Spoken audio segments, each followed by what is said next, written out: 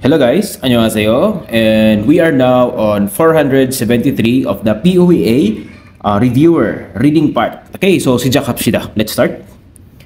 So ga 리키씨는 blank. Okay, so sabi ni na 아침 9시부터 저녁 6시까지예요.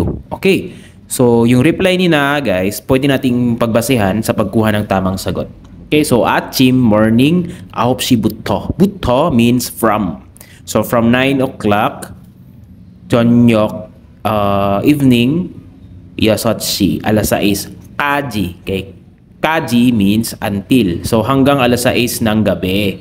Mula alas 9 ng umaga. Yeyo. Po. So ano kaya yung tanong guys kung bakit naging ganyan yung sagot? So 1번, number 1. 몇 년, so 몇 년 동안 일했어요. So 몇 guys, how many 년, how many years? 동안, it means for, no? So 몇 년 동안, for how many years 일했어요? Nag-work, di ba? Irada, to work. So nag-work for how many years? So hindi guys, no, hindi siya fit. 그래서 mali yung number 1. Okay, number 2. 일주일에 며칠이래요. Okay, so 일주일에 일주일 in one whole week, no? So 일주일 means one whole week. Okay? 며칠. So how many days? Then 이래요, you work. So you work for how many days sa isang buong linggo? Okay, yun po yung thought. Hindi guys, no? So it doesn't talk about 며칠. Okay? So 아닙니다. So 근무 시간이 어떻게 돼요? Okay, so 근무, okay, 근무 시간. So 근무, 근무 guys means working. Then 시간 time. So 근무 시간, working time, working hours. 어떻게 돼요? 어떻게 돼요? Yung literal na meaning, paano naging, no? Kasi 어떻게, okay, means how, then 돼요, naging posible. But yung thought nito guys is 어떻게 돼요? Is the other way of saying 뭐예요. Okay, no? So, 'di ba? 이름이 뭐예요? What is your name? Yung i름. And then you can also say 이름이 어떻게 돼요? Okay. So, again, it just means what. So, what is your working hours? Okay. So, ito yung tamang sagot, guys, number 3. No? Kasi yung reply nila, 아침 9시부터 저녁 6시까지예요. So therefore, number 3 yung tamang sagot natin dito. 정답 3번입니다.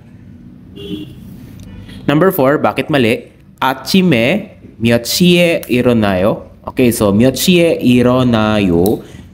아침에 sa umaga, 몇 시? 몇 시? Okay, what time? At what time ka 일어나다? Yes, to get up. Bumabangon. So anong oras ka daw bumabangon? Bumabangon ka sa anong oras sa umaga? Okay, yun po yung thought. So, number 3 yung tamang sagot, guys. Okay, 474. Muhammad 씨는 고향집에 blank. So, yung sagot nila, 일주일에 한 번 정도 해요. Okay, so, Muhammad 씨는, okay, Muhammad 씨, 고향, hometown, 집, house. So meaning hometown house. So meaning yung bahay na nasa kung saan kang galing na bansa, na hometown. Ganun. Okay. Then 일주일에 sa isang buong linggo, 한 번, isang beses, no?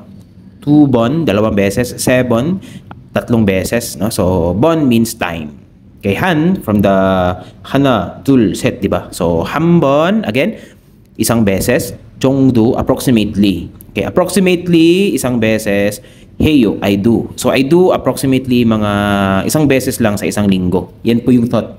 So ano kaya yung tinanong ni Ga? Bakit ganyan yung naging sagot ni Na? So 1번, 언제 가려고 해요? 언제 가려고 해요? So when 가려고 해요, kada, to go, then 려고 해요 guys, may sariling meaning ito. It means you intend to. Okay, you intend to go kailan. So kailan mo intention or kailan mo plano mo pumunta sa bahay sa hometown? Yung reply niya, ginagawa ko po mga isang beses sa isang linggo. So, medyo malayo po guys. No? Okay? Number 2, 누가 살고 있어요? 누가, sino. Okay, sino. Sino, 살고 있어요. Live. No? So, sino ang tumitira? Okay, so it doesn't talk about person guys. No? So, 누구에 대해서 얘기하지 않습니다. So, it doesn't talk about kung sino. Okay? 그래서 2번이 아닙니다.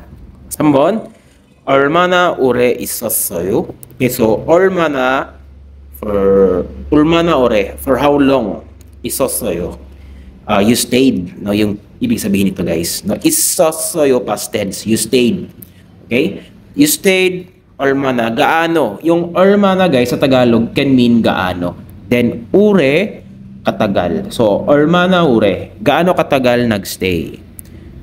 Hindi rin guys, no? Probably number 4 yung tamang sagot natin.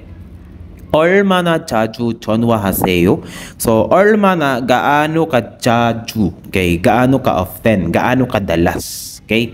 전화하세요. 전화하다, to call. Then, the 세요, may ibig sabihin po yung seyo guys kasi it has different meanings depende po sa context, di ba? Yung seyo, you can also use this one kapag nag-uutos ka and it can mean please. But in this context, hindi po please yung meaning niya. So, ginamit lamang po ito as the present tense of 전화해요. Okay, so 얼마나 자주 전화해요? Same with 얼마나 자주 전화하세요. So, gaano ka kadalas 전화하다, tumatawag.